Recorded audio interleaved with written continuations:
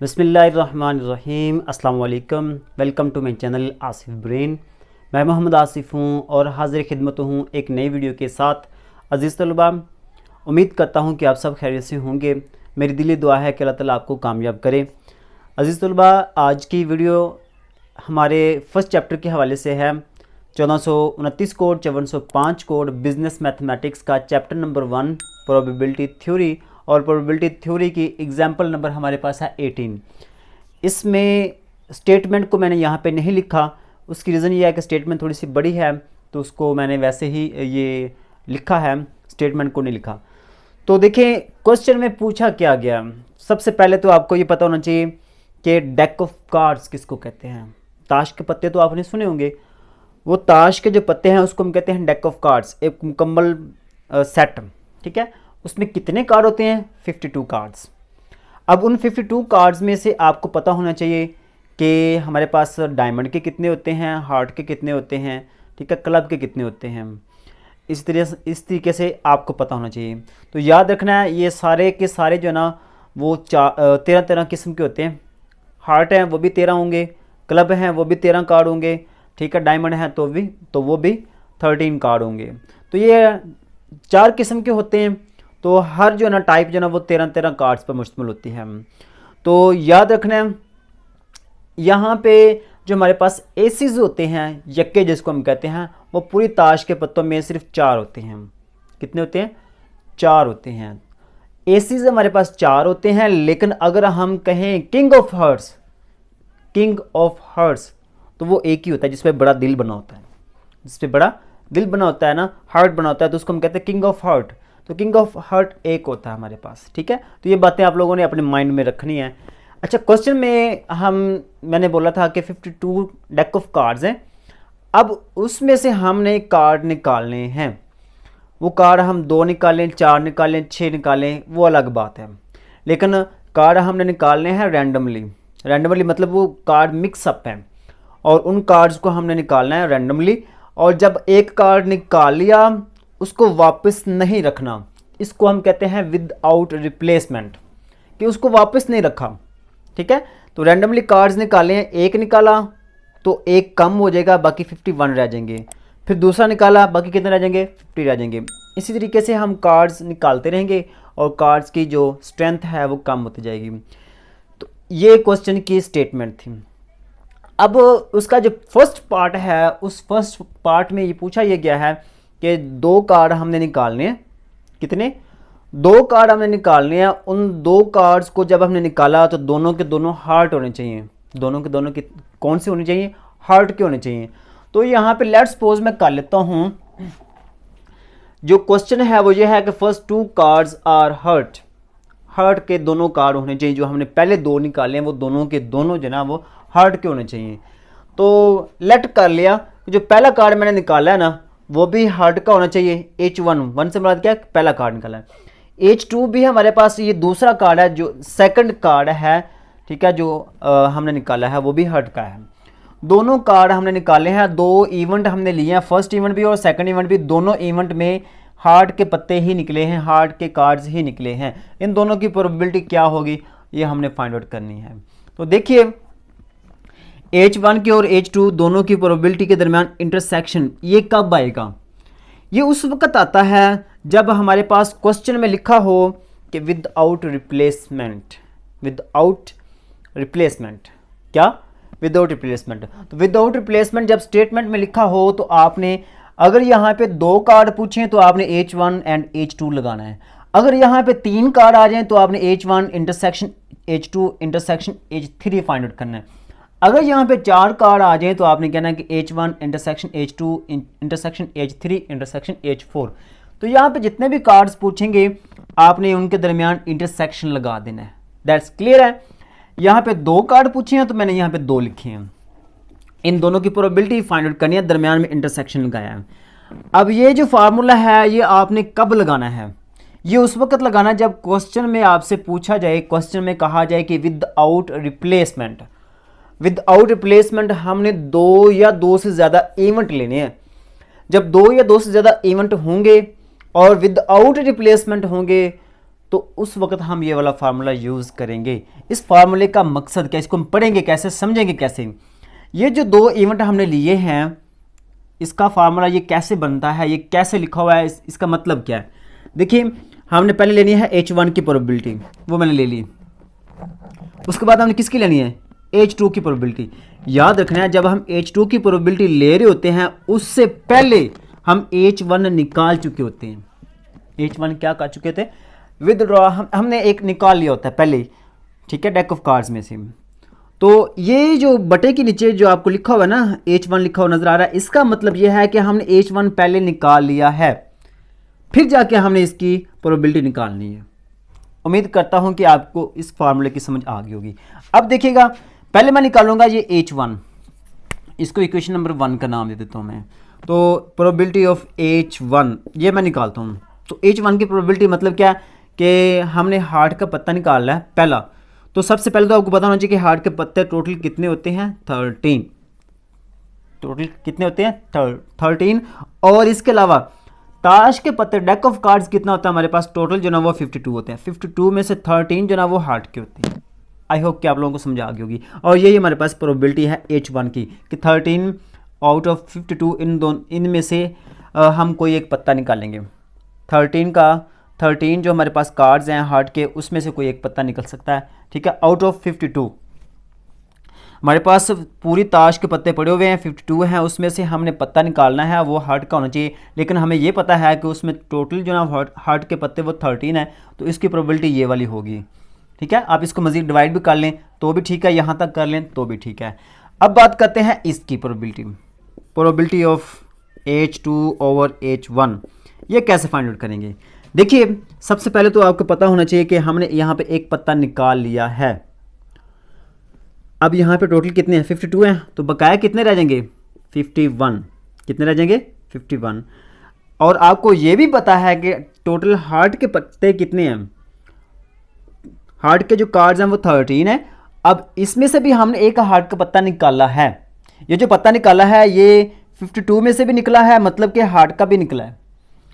अब हार्ट का पत्ता हमने एक निकाल लिया, बाकी हमारे पास कितने रह जाएंगे, 12। आई होप कि आप लोगों को इसकी समझ आ गई होगी। अब यही दो वैल्यूज हमने निकाली हैं वो यहाँ पे पुट कर लें। प्रोबेबिलिटी ऑफ, ये वाला क्वेश्चन हमारे पास आ जाएगा, probability of H1 intersection H2 that is equal to, इन दोनों की वैल्यू, इसकी वैल्यू हमने निकाली है 12 ओवर 51 मल्टीप्लाई, और H1 की प्रोबेबिलिटी हमने निकाली है 13 ओवर 52, ठीक है। तो ये देखिए कैंसिल कर लें, 13 1 13, 13 ज़रब 4 52, इसको कट कर लेना है, ठीक है। ये 4 है, इसको भी मज़ीद कैंसिल कर लें, 4 1 4, 4 3 12। तो यहाँ पे ये कैंसिल हो गया, बाकी रह गया 3/51, 3 ओवर 51, ठीक है, 3 ओवर 51। अब इसको अगर मज़ीद कैंसिल करना है तो भी कर सकते हैं, 3 1 3, 3 1 3, यहाँ पे 2 बच गया, 21 3 7 21, तो ये हमारे पास आ जाएगा 1 ओवर 17। अगर इसको मज़ीद आप इजीली करना चाहते हैं तो आप डायरेक्ट कैलकुलेटर पे लिखेंगे और आपके पास इस फॉर्म में आ जाएगा आंसर, ठीक है। आई होप कि आप लोगों को ये फर्स्ट पार्ट की तो समझ आ गई होगी। उसके बाद अब हम करते हैं सेकंड पार्ट, ठीक है। तो सेकंड पार्ट में क्या पूछा है उन्होंने, उसमें काफ़ी सारी चीज़ें उन्होंने पूछी हैं कि हमने फर्स्ट कार्ड कौन सा निकाला है, सेकंड कार्ड कौन सा निकाला है, थर्ड कार्ड कौन सा निकाला है, ये सारी चीज़ें वहाँ पे बताई हुई हैं, ठीक है। तो मैं यहाँ पे स्टेटमेंट को देखता हूँ। यहाँ पे उन्होंने कहा है कि जो फर्स्ट कार्ड है वो स्पैड का है, जो फर्स्ट इवेंट है, लेट कह लें first event is that the first card, the card is हमारे पास स्पैड का है। अब ये सारी चीज़ें सेकंड यहाँ पे लिखेंगे, second event is that the card is, दूसरा जो हमने इवेंट लिया है उसमें जो कार्ड निकाला है वो क्लब का है, ओके। इसी तरीके से जो हमारे पास थर्ड इवेंट आएगा, ठीक है, थर्ड इवेंट वो हमारे पास आएगा, हमारे पास है हार्ट का। उसके बाद चौथे नंबर पे हमारे पास आता है डायमंड का। यहाँ पे फोर्थ लिखेंगे, ये सारी चीज़ें आपने यहाँ पे लिख लेनी है। Fourth card is that diamond. अब इसको सॉल्व करने से पहले तो आपको ये चीज़ों का पता होना चाहिए कि यहाँ पे जो स्पैड है उसको मैं यहाँ पे S1 का नाम देता हूँ, और टोटल ये कितने होते हैं, टोटल जो ना वो 13, ये भी 13, ये भी 13, ये भी 13। ये बातें आप लोगों ने याद रखनी है। और क्लब को मैं यहाँ पे देता हूँ C2, हार्ट को मैं यहाँ पे नाम देता हूँ 3, और डायमंड को मैं यहाँ पे नाम देता हूँ D4। ये 1 2 3 इसलिए लिखा है क्योंकि ये फर्स्ट कार्ड को शो करता है, ये सेकंड को शो करता है, ये थर्ड को, ये फोर्थ को। ठीक है, अब इनकी प्रोबेबिलिटी हमने निकालनी है। अब फार्मूला हम वही लगाएंगे जो हमने पीछे लगाया है, probability of S1 intersection probability of C2 intersection probability of H3 intersection D4। ये हमने फाइंड आउट करना है एक्चुअली। ओके, अब सबसे पहले आपने जो फाइंड आउट करना है वो इन दोनों को फाइंड आउट करना है। जिस तरह के हमने ए पार्ट किया था ना, इसी तरीके से आपने बी पार्ट भी करना है, लेकिन ये थोड़ा सा लॉन्ग होगा, लेकिन तरीकाकार वही होगा जो आपने पहले निकाल लिया है। यहाँ पे प्रोबेबिलिटी हम पहले निकालेंगे S1 इंटरसेक्शन C2। तो वहाँ पे मैंने पहले क्वेश्चन में क्या बताया था, जो ये प्रोबेबिलिटी आपने जो सेकंड इवेंट होगा उसको आपने ऊपर लिखना है, जो फर्स्ट इवेंट होगा उसको आपने नीचे लिखना है। इसी तरीके से जो नीचे वाला होगा उसकी अलग से आपने प्रोबेबिलिटी निकालनी है। ठीक है, तो यहाँ पे इसकी प्रोबेबिलिटी लिखेंगे कैसे, आपको पता है कि जो स्पैड के पत्ते होते हैं वो 13 होते हैं। कितने होते हैं, 13 होते हैं आउट ऑफ 52। अब यहाँ पे आपको ये पता चल गया कि S1 हमने ऑलरेडी पहले निकाल लिया है, तो इसका मतलब क्या हुआ, 52 में से एक निकाल देंगे, बाकी 51 रह जाएंगे। हमने पहला इवेंट लिया, उसमें से एक पत्ता निकालेंगे, तो यहाँ पे दूसरे इवेंट में 52 नहीं होंगे बल्कि 51 होंगे। ठीक है, अब बात करते हैं क्लब की। क्लब के पत्ते टोटल कार्ड कितने होते हैं, वो हमारे पास वो भी 13 होते हैं। कितने होते हैं, 13 होते हैं। तो इसको आप कैंसिल कर लें, 13 13, 13 4 52, और इसको मल्टीप्लाई कर लेंगे, 13 1 13, ये 13 को 1 से ज़रब कर दिया और 51 को 4 से ज़रब कर दें, 4 1 4 4 5 20। ये हमारे पास आ गया इस पहला पोर्शन। अब उसके बाद हम निकालेंगे थर्ड पोर्शन, ये वाला भी साथ में ऐड करेंगे। ठीक है, तो ये वाला मैं यहाँ पे रेज़ कर रहा हूँ। ठीक है, तो आपने इसको नोट कर लेना है, साथ साथ नोट करते जाएं। अब देखिएगा, अब मैंने फाइंड आउट करना है इन तीनों, पहले इन दोनों का फाइंड आउट किया, फिर आपने ये तीसरा मिलाना है। तो probability of S1 intersection C2 intersection H3, तो इसको हम कैसे लिखेंगे। देखिए मैंने क्या कहा था, ये लेट्स सपोज हमारे पास ये फर्स्ट इवेंट है और ये क्या है, सेकंड इवेंट है। आपने ये दोनों को फर्स्ट इवेंट का नाम देना है और इसको सेकंड इवेंट का नाम देना है। तो हम कैसे निकालते हैं, जो सेकंड इवेंट है वो ऊपर आ जाता है और जो फर्स्ट इवेंट है ये वाला ये नीचे आ जाएगा, S1 इंटरसेक्शन C2, और जो नीचे वाला है उसकी प्रोबेबिलिटी हम अलग से लिखते हैं फर्स्ट इवेंट की। ठीक है, ले जी, अब आपको पता है कि इसका तो आंसर हमने निकाल लिया है, S1 इंटरसेक्शन C2। इसका आंसर हमने क्या निकाला था, 13/204, वो यहाँ पे आपने लिख लेना है। अब बात करते हैं इसकी, ये H3, इसकी प्रोबेबिलिटी हमने फाइंड आउट करनी है, लेकिन इससे पहले देखिए नीचे हमने 2 कार्ड निकाल लिए हैं। इसका मतलब बटे के नीचे जो जितने कार्ड्स लिखे होंगे उसका मतलब ये होगा कि उतने कार्ड हमने विदड्रॉ कर लिए, मतलब निकाल लिए हैं। अब निकालने से मुराद क्या है कि अगर हमारे पास टोटल कार्ड्स 52 हैं तो 2 निकाल लिए हैं, बाकी हमारे पास कितने रह जाएंगे, 50। और आपको पता होना चाहिए कि ये जो हार्ट के पत्ते हैं वो टोटल कितने होते हैं, वो 13 होते हैं, वो भी मैंने आप लोगों को बता दिया है। ठीक है, ले जी, अब इनको हमने कर देना है मल्टीप्लाई। ओके, तो मल्टीप्लाई करेंगे, हमारे पास ये जो आंसर आएगा इसका, मैं डायरेक्ट इसका आंसर ही लिखूंगा, वो हमारे पास आ रहा है 169/10,200, 169/10,200, ये इसका आंसर आ गया। ठीक है, अब इसके बाद हम नेक्स्ट जो रह गया है उसको हम सोल्व करेंगे, D4 वाला। ठीक है, उसको हम सोल्व करेंगे। तो देखिएगा वेरी सिंपल, इसको सोल्व कैसे करना है, इसको आप लिखेंगे पहले आप लेट्स सपोज करना है कि जो 3 हैं इवेंट ये वाले, इसको आपने फर्स्ट इवेंट का नाम देना है। क्या नाम देना है? फर्स्ट इवेंट का। तो प्रोबेबिलिटी ऑफ जो सेकंड इवेंट है उसको हम लिखते हैं ऊपर, और जो बाकी हैं उसको हमने फर्स्ट जो इवेंट है उसको हम लिखते हैं नीचे। S1 intersection C2 intersection H3। Okay, अब यहाँ पे वैल्यूज़ जो नीचे वाला है फंक्शन, इस नीचे वाला जो इवेंट है इसकी अलग से हमने प्रोबेबिलिटी निकालनी होती है। S1 intersection C2 intersection H3।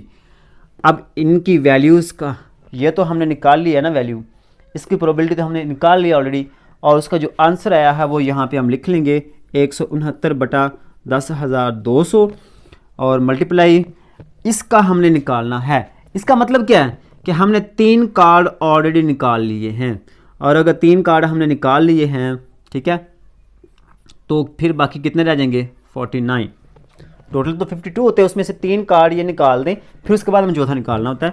तो 49 कार्ड हैं हमारे पास, और ये क्या लिखा हुआ है? डायमंड। अब डायमंड के जो हमारे पास टोटल कार्ड होते हैं वो 13 होते हैं। ओके, अब ये 13 आ गया, और इन दोनों को आपने कर देना है मल्टीप्लाई। मल्टीप्लाई करने के बाद हमारे पास जो आंसर आ जाएगा वो हमारे पास आ जाएगा कुछ इस तरह से 2197 बटे के नीचे हमारे पास आ जाएगा 4,99,800।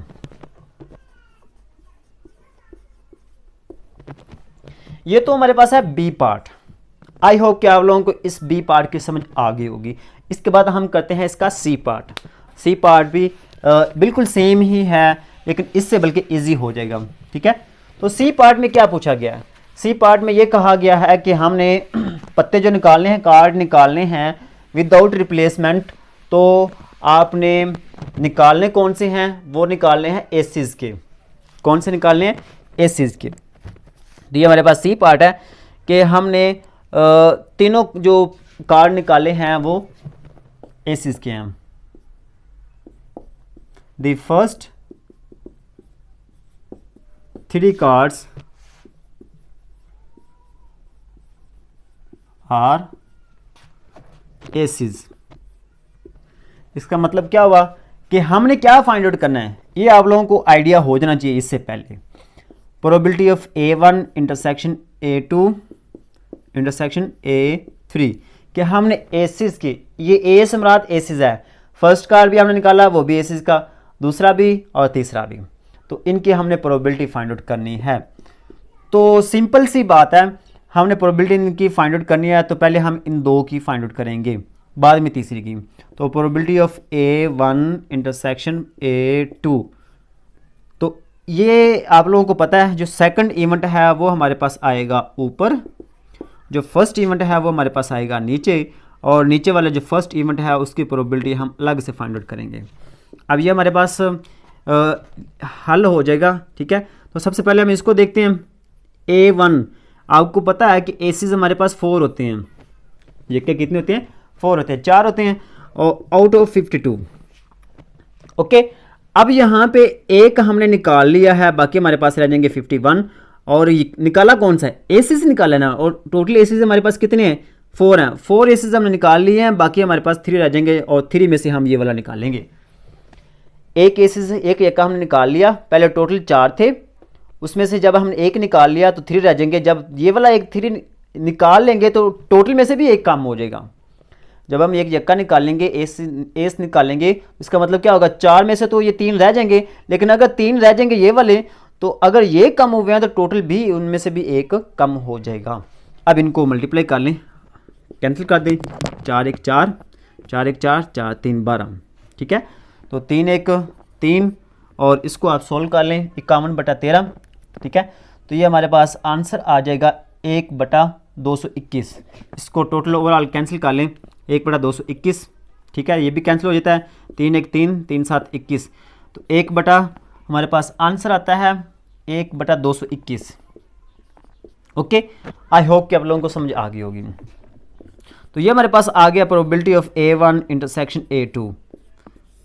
ओके, अब हमने निकालनी है नेक्स्ट प्रोबेबिलिटी हमने निकालनी है probability of A1 intersection A2 intersection A3।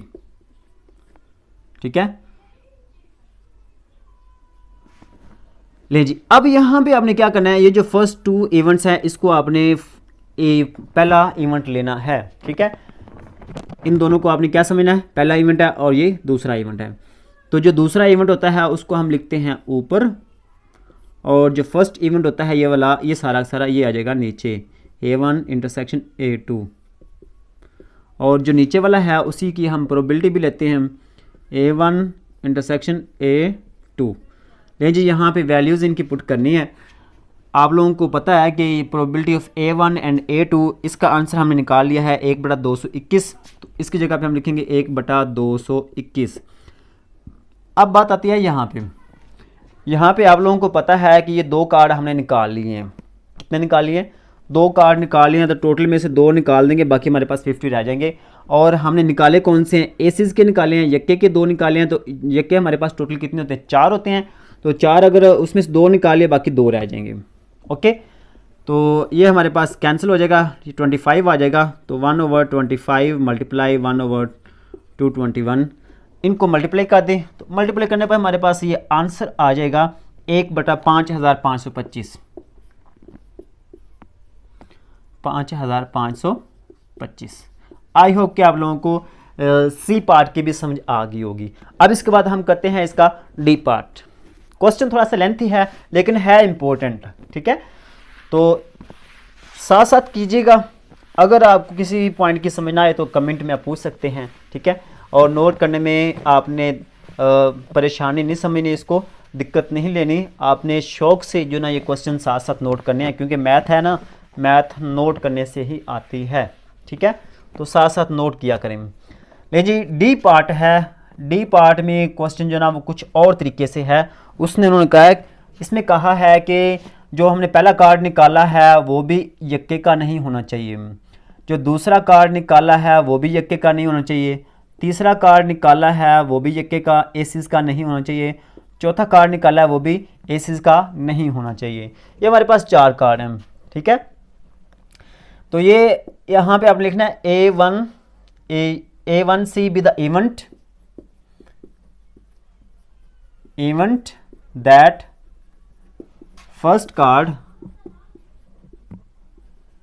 is not ace। बिल्कुल सेम इसी तरीके से आपने हम लिखना है सेकंड इज नॉट, आगे सेम, ठीक है। यहाँ पे भी आपने ऐसे लिखना है, यहाँ पे आ जाएगा थर्ड, यहाँ बाकी सेम, यहाँ पे आ जाएगा फोर्थ, ओके, बाकी सेम। तो ये आपने इस तरह से इनकी स्टेटमेंट लिखने के, जो पहला कार्ड निकाला है वो भी एस का नहीं होना चाहिए, यक्के का नहीं होना चाहिए, बाकी कोई भी हो सकता है। A2 निकाला है वो भी यक्के का नहीं होना चाहिए, A3 निकाला है वो भी यक्के का नहीं होना चाहिए, A4 निकाला है, मतलब कि चारों के चारों जो हमने पत्ते निकाले हैं वो एसिस के ना हों, बाकी कोई भी हो सकते हैं। इसका मतलब पहले मैंने बताया कि जो एसिस के पत्ते हैं, कार्ड हैं, वो टोटल कितने होते हैं? 4 होते हैं, ठीक है। तो इसकी प्रोबेबिलिटी हमने निकालनी है। तो प्रोबेबिलिटी ऑफ, ये जो सी से मुराद है ना, सी से मुराद ये होता है कि किसी इवेंट के ना होने की प्रोबेबिलिटी, किसी इवेंट के ना होने की प्रोबेबिलिटी। तो यहाँ पे एसिस ना हो, इसलिए मैंने यहाँ पे सी लिखा है कि ये यक्के ना हो, ठीक है, एसिस ना हो। तो सी से मुराद आपको पता होना चाहिए कि हमारे पास जो हमने कार्ड निकालना है वो यक्के का ना हो, तो इसलिए मैंने यहाँ पे लिखा है सी। तो इन चारों की हमने प्रोबेबिलिटी फाइंड आउट करनी है। A1C intersection A2C intersection A3C intersection A4C, इनकी प्रोबेबिलिटी निकालनी है। तो प्रोबेबिलिटी निकालने का वेरी सिंपल मेथड, पहले हम इन दोनों की निकालेंगे। Probability of A1C intersection probability of A2C। तो जो सेकंड होता है वो हमारे पास आ जाता है ऊपर, और जो फर्स्ट होता है वो हमारे पास आ जाता है नीचे। और नीचे की जो प्रोबेबिलिटी है उसकी हमने अलग से लेनी होती है, ठीक है, A1C, ठीक है। लें जी, इसकी प्रोबेबिलिटी हम अलग से लेंगे। अब आप लोगों को पता ही है कि जो टोटल कार्ड्स हमारे पास होते हैं वो तो 52 होते हैं, ठीक है। टोटल कार्ड्स हमारे पास कितने होते हैं? 52। अब यक्के निकाल लें, एसिस निकाल लें, बाकी हमारे पास रह जाएंगे 48, ओके। अब एक कार्ड हमने निकाल लिया, तो हमारे पास यहाँ पे कितने रह जाएंगे? 51, क्योंकि हमने एक कार्ड निकाल लिया, फिर हम दूसरा निकालना है। तो 48 में से भी एक कम हो जाएगा, बाकी रह जाएंगे 49, ठीक है। तो ये इन दोनों को हम मल्टीप्लाई कर देंगे। इन दोनों को मल्टीप्लाई करेंगे तो हमारे पास ये आंसर आ जाएगा। हम कैलकुलेटर पे इसको सॉल्व कर लेते हैं, ठीक है। तो कैलकुलेटर को पे सॉल्व करेंगे, 49 मल्टीप्लाई 48, ठीक है, तो वो हमारे पास आ जाएगा 23,052। और नीचे इन दोनों को मल्टीप्लाई करेंगे, 51 मल्टीप्लाई 52, तो ये हमारे पास 26,2652, ठीक है। तो इन दोनों को बेशक डिवाइड कर लें, ठीक है, तो ये हमारे पास आंसर आ जाएगा 196/221, 196/221, ये हमारे पास एक आ गया 196/221। अब इसके बाद हमने अगला मिला लेना है, ठीक है। अगला मिलाना है मतलब कि A3C ये हमने फाइंड आउट करना है साथ में। इसके लिए भी आपने यही तरीकाकार करना है, कोई मुश्किल नहीं होगा। यहाँ पे आपने क्या करना है, probability of A1C intersection A2C intersection A3C। तो यहाँ पे आपने क्या करना है, जो पहले दो हैं इसको आपने नाम दे देना है फर्स्ट इवेंट का A1C इंटरसेक्शन A2C, और जो सेकंड इवेंट है वो हमारे पास ऊपर आ जाएगा A3C, ठीक है, A3C। तो इसकी प्रोबेबिलिटी और जो नीचे दिया हुआ है इसकी प्रोबेबिलिटी हमने अलग से फाइंड आउट करनी है, A1C इंटरसेक्शन A2C, ठीक है। लें जी, अब यहाँ पे इसकी वैल्यू तो हमने निकाल ली है 196/221, ठीक है, और इसकी हमने निकालनी है। देखें हमने दो कार्ड निकाल लिए हैं, कितने कार्ड निकाल लिए हैं, दो कार्ड निकाल लिए हैं, बाकी हमारे पास रह जाएंगे 50, और यहाँ पे हमारे पास 49 थे, बाकी रह जाएंगे हमारे पास 48, ठीक है, तीन कार्ड हो गए ना, तो 48 रह जाएंगे हमारे पास।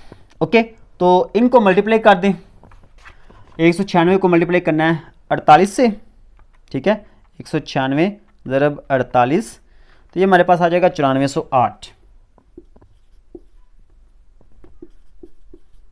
बटा इन दोनों को मल्टीप्लाई कर दें 50 मल्टीप्लाई 221, तो ये आ जाएगा 11,050, ठीक है, 11,050।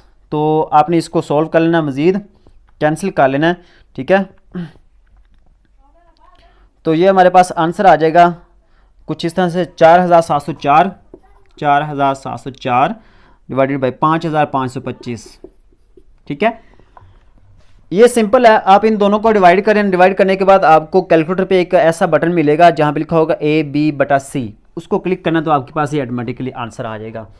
इसके बाद अब हम फाइंड आउट करते हैं ये वाला पॉइंट जो एक्चुअली हमारे पास दिया गया है, ठीक है, इसको फाइंड आउट करते हैं। उम्मीद है कि ये भी आप लोगों को मुश्किल नहीं नज़र आएगा क्योंकि आपको मेथड की समझ आ गई है। तो देखिए ये फाइंड आउट करना है ना, तो हमारे लिए ये जो होगा इवेंट, ये वाला इवेंट ये हमारा सेकंड होगा, जो बाकी सारे होंगे वो फर्स्ट होंगे, ठीक है। तो प्रोबेबिलिटी ऑफ, इसको फाइंड आउट करना है ना, तो प्रोबेबिलिटी ऑफ जो सेकंड इवेंट होगा वो हमारे पास आ जाएगा ऊपर, और जो फर्स्ट इवेंट होगा ये सारा का सारा ये आ जाएगा नीचे, A1C intersection A2C intersection A3C, okay. और यही दोबारा जो नीचे लिखा हुआ है इसकी प्रोबेबिलिटी भी आपने लेनी है, A1C intersection A2C intersection A3C। लें जी, अब हमने ये वैल्यू लिखनी है। आप लोगों को पता है कि यहाँ पे तीन कार्ड हमने निकाल लिए हैं, तो अगर तीन कार्ड निकाल लिए तो टोटल हमारे पास कितने रह जाएंगे, 49, ठीक है। और इसी तरीके से यहाँ पे 48 थे, तो यहाँ पे आ जाएंगे हमारे पास 47, एक कम हो जाएगा मज़ीद, ओके। चलें जी, इसके बाद यहाँ पे ये रह गया, इसका आंसर हमने यहाँ पे निकाल लिया था, इस वो भी यहाँ पे आप लिख लेंगे 5,525, और इनको सॉल्व कर लेंगे, ठीक है। तो सॉल्व करें, इन दोनों को मल्टीप्लाई करेंगे 4704, ठीक है, ज़रब 47, तो ये हमारे पास आ जाएगा 2,21,088, 2,21,088, और इन दोनों को मल्टीप्लाई कर देंगे 5,525 ज़रब 49, तो ये हमारे पास आ जाएगा 2,70,725, 2,70,725। और इसको मज़ीद सॉल्व करें, ठीक है, तो वो भी हो सकता है 2,21,088 डिवाइडेड बाय 2,70,725, तो वो हमारे पास आ जाएगा 4,512, 4512 बटा 5525, ठीक है, 5525। आई होप कि आप लोगों को इसकी समझ आ गई होगी। ये हमारे पास आंसर आ गया, ठीक है।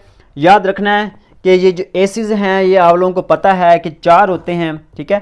तो हो सकता है आपको कहीं और पे ये आंसर रॉन्ग भी मिले, लेकिन जो एक्चुअल स्टेटमेंट के मुताबिक जो क्वेश्चन सॉल्व किया जाता है वो इसी तरीके से है। तो परेशान नहीं होना, जो मेथड मुझे आता था, जिस तरीके से ये क्वेश्चन सॉल्व होना चाहिए, मैंने उस तरीके से कर दिया है। और मुझे उम्मीद भी है कि आप लोगों को इसकी समझ आ गई होगी। मिलते हैं नेक्स्ट वीडियो में, तब तक के लिए अल्लाह निगहबान।